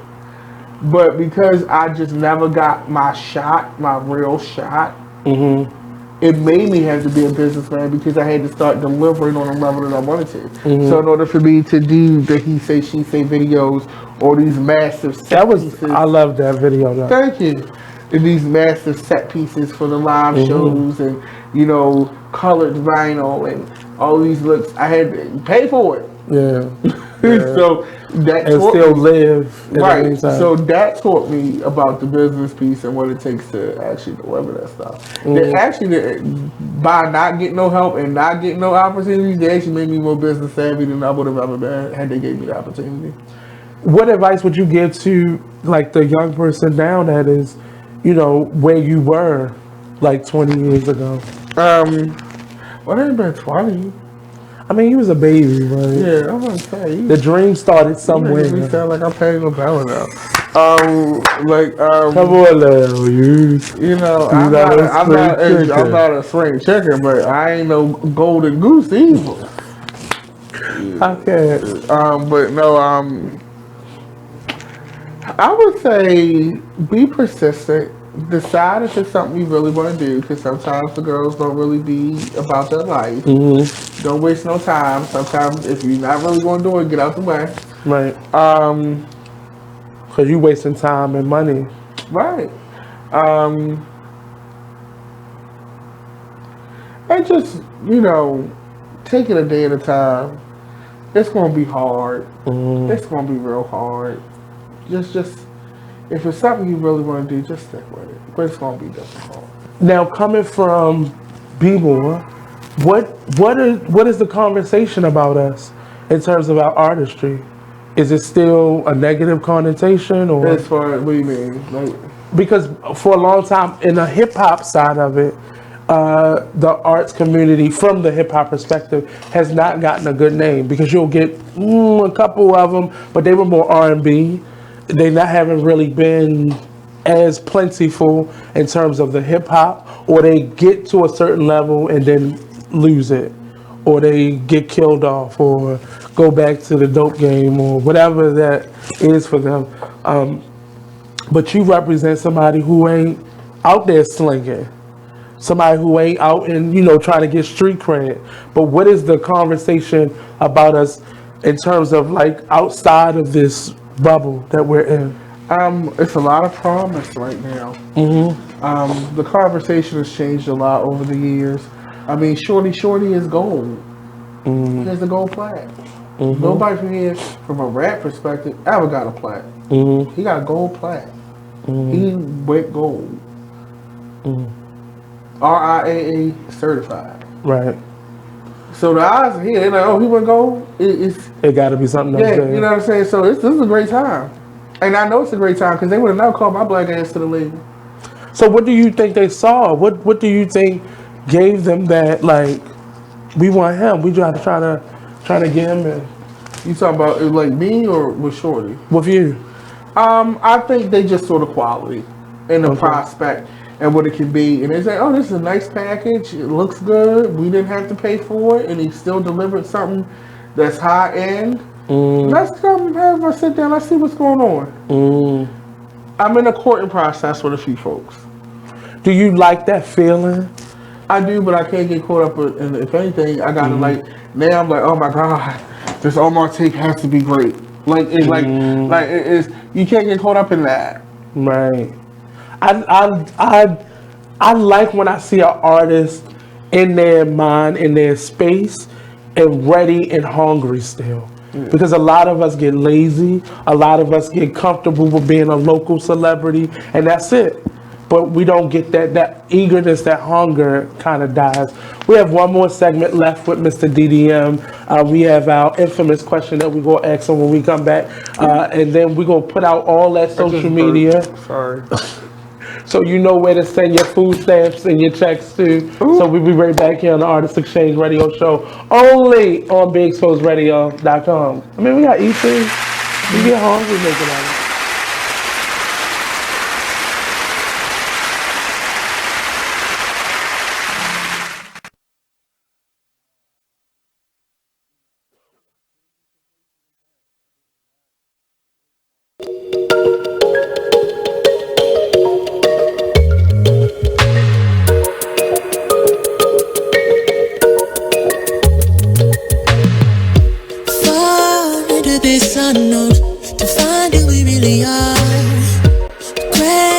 Something new.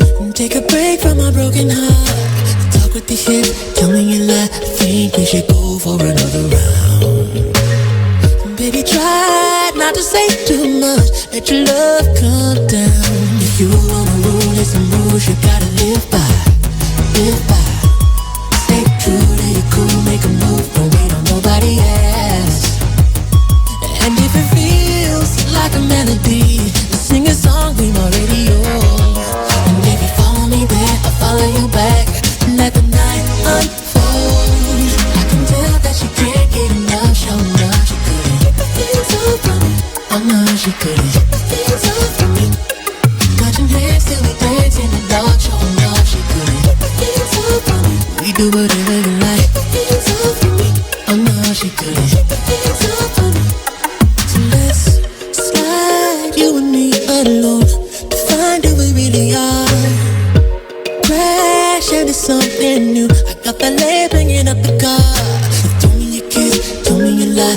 think we should go for another round. Baby, I wanna take you, but we gotta groove so we can lose the crowd. If you wanna rule, there's some rules you gotta live by, live by. Stay cool, really cool, make a move, don't wait on nobody else. And if it feels like You are listening to BeExposedRadio.com. Radio show only on BeExposedRadio.com. With us, we got Mr. DDM joining us. I thank you for joining me today. Today was just a weird day, but I was really happy to know that I had an awesome guest coming in to take part. And just the amount of wisdom you have. If you meet him, definitely ask him whatever he'll allow you to ask in that moment. And don't get offended if he just walk away. But I'm not gonna say I talked to you one day and I felt your mind walk away from the conversation before you did. But I value your work. I think you're super creative. I respect the perspective that you come from. I can't wait to see what this next project and all the subsequent projects will sound like and look like. I love the fact that Baltimore is infused in who you are, and I know no matter how far you go, Baltimore will always be in your tone at least. So I really respect that, and just who you are and who I've gotten glimpses to see over the last couple years of just seeing you and just being able to follow your work. Do you have any shows coming up? Where can we get the music? What's up next? Okay, so you get Beautiful Gals or all major minor platforms on every platform known to man. Just type in DDM Beautiful Gals and it comes right up. Spotify verified, Apple Music verified, all these people verified. On social media at GODDM on Instagram, at Uncle Lulu UNKLELULU on Twitter. That's a long story about that because Twitter tried me. You can also watch my political readings and satire on Secretary Sheen on YouTube. Just type in Secretary Sheen, I'll pop right up. And my question to I always ask my guests, and we kind of revamped it this year, but what advice would you give to your 17-year-old self, and what question would you ask to your 100-year-old self? Oh, that's different. I would tell my 17-year-old self, go ahead and go to school, go to college and get it knocked out. Not because you're going to need it for this great epic career, but just so you'll have it and you won't feel left out. And go to a HBCU too, so you can get that network, because that network becomes very valuable in entertainment and in music. Go to a HBCU, preferably Howard, but if you can't get into Howard, go to Morgan. Either one will do, but you want to go to Howard because they have the better entertainment alumni, no shade. And it's just a different look. And what question would you ask to your 100-year-old self? First off, I can't believe you made it to 100. Bitch! Yeah, all that Popeyes! Right, I'm like, how did you make it to 100? That grease, bitch. I got magic in it. I'd be like, are you ready to go get? That's really what I would ask my 100-year-old self. Are you ready to go get? Because, bitch, I know you tired. This has been the Artist Exchange Radio Show. I really am appreciative. And you don't have any shows coming out?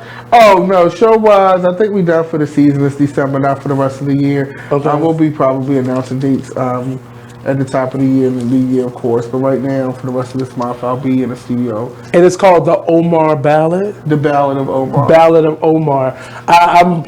Now you got me like thinking about it, because now I got to go home and binge watch The Wire again and watch his little short snippet on there. But I really appreciate you coming by. I'm really grateful for just being who you are, representing the big boys out there, doing your shit, and not being unapologetically you. That's a rare thing in today's world. And if you hot in anything, that you doing a good job at it, because we just feel like whenever we tune in, we are with you. So I really wish you the success that you desire. I'll say it that way. This has been the Artist Exchange Radio Show. Next up on Wednesday, we're talking. Oh no, that's not Living a Rich Life. I'm sorry, I just yelled out the whole thing. And this has been the Artist Exchange Radio Show. Don't forget, Pearly opens up this February the 14th at Arena Playhouse, celebrating the 50th anniversary of Pearly, a book by Ozzie Davis. It runs from February the 14th to March the 1st. And we have 2 shows on Saturdays, one at 3, one at 8. And then we are on Fridays from 8 p.m. and Sundays at 4 p.m. Tickets $30. Get your tickets now. www.arenaplayersinc.com, or you can call them at 410-728-6500, and that's the Arena Playhouse, 801 McCullough Street. I believe they have a Christmas musical going on right now, but get your tickets soon. This is Troy Burton. He does not play when it comes to directing. Already, I sound like this, and I don't know how I'm going to sound after rehearsals. I am in this show, so please come on out, support it. Again, shout out to DDM for coming by, and we're going to share the links to his music. I think I shared it on my page last weekend, but I'm going to share the links to his music, and I can't wait. Call me for the listening party. I want to come and hear this new project. Yeah. Thank you, Aldo. Thank you, Marty, for coming on and doing your magic. Again, peace out. I hope it snow tomorrow. Do your thing. We out. I really do.